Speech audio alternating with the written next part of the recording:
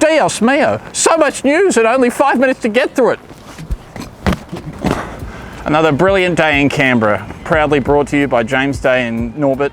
This is Fortnightly 5. Let's start with the big one. On the 23rd of April, ANU announced that for the first time since 2008, the university is financially in deficit. $162.4 million was lost in 2020, which is a $334 million decline from 2019. For the full story, please read Nathan Bow and Eliel Zine's article on Observer's website. In other news, the NTEU has withdrawn from negotiations with the ANU regarding the new casual employment scheme. This scheme was intended to increase job security and career certainty for casual staff. But the union claims it fails to address the existing issues of wage theft and free academic labour. For the full story, please read Alex Elwood's article on Observer's website. The last story today covers the biggest blaze impacting the ANU since early last year. At 7 a.m. last Friday, ACT Fire and Rescue were called to campus to extinguish a fire in Building 13B and had it under control by 8 a.m. A single, demountable classroom was incinerated, as you can see here, with no deaths or injuries.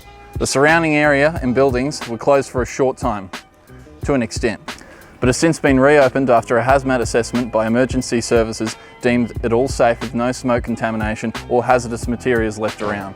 An ANU spokesman told Observer that the building was a temporary space for Finance and Research Administration and was planned to be decommissioned later this year. For the full story, please go to Observer's website. Anyway, here's just a few articles to shout out from Observer that we didn't get to mention before. Reporter Tom Kirsten recently published a brilliant explainer on ANU's international students who are copping the brunt of the pandemic, with 6 student stories who are living around the world, from Tennessee to Kolkata, and it is definitely worth checking out. If you want to keep up to date with the spicy life of student politics, the last Student Representative Council meeting, SRC2, is summed up in an easy-to-read, concise live blog written by some of our brilliant reporters and editors here at Observer.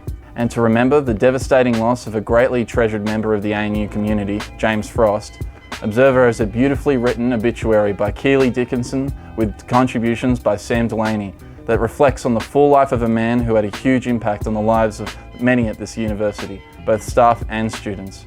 Thanks for watching, everyone. We'll see you in a fortnight.